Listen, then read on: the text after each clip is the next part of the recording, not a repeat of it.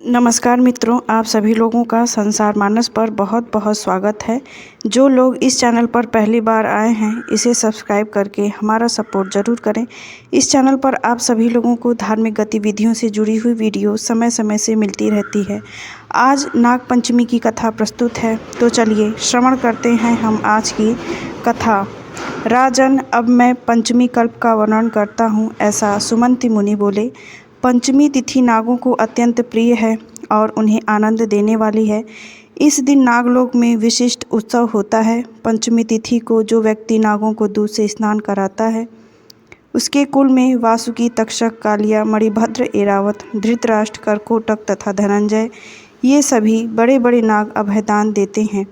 उनके कुल में सर्प का भय नहीं रहता। एक बार माता के शाप से नागलोक जलने लग गए थे, इसीलिए उस दाह की व्यथा को दूर करने के लिए पंचमी को गाय के दूध से नागों को आज भी स्नान कराया जाता है और उन्हें स्नान कराने के बाद कभी भी अकाल मृत्यु का भय नहीं रहता। राजा ने पूछा, महाराज, नाग माता ने नागों को शाप क्यों दिया था और फिर वे कैसे बच पाए?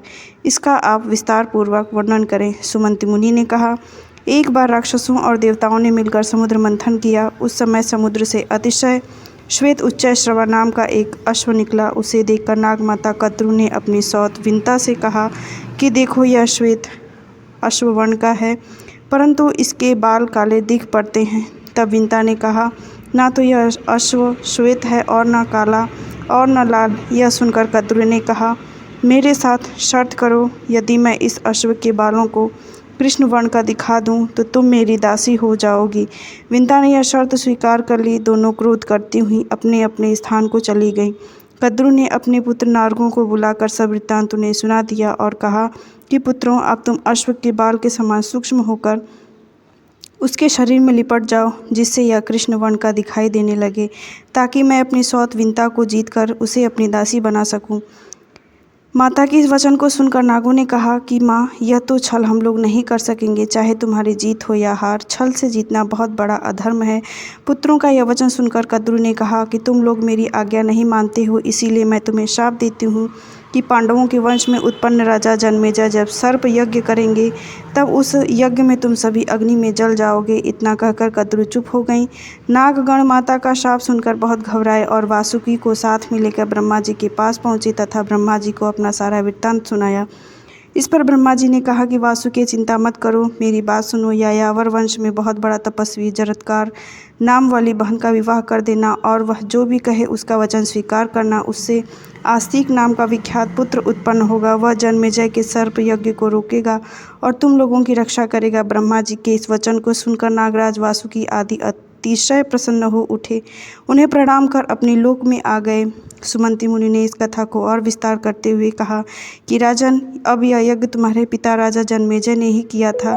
यही बात श्री कृष्ण भगवान भी युधिष्ठिर से कही थी। और राजन, आज से 100 वर्ष बाद सर्प यज्ञ होगा, जिसमें बड़े बड़े विषधर और दुष्ट नाग नष्ट हो जाएंगे। करोड़ों नाग जब अग्नि में दग्ध होने लगेंगे, तब आस्तिक नाम का मुनि सर्प यज्ञ को रोककर सभी लोगों की रक्षा करेगा।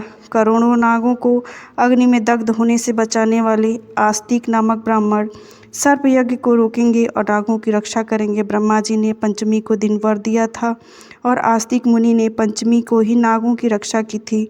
अतः पंचमी तिथि नागों को बहुत प्रिय है।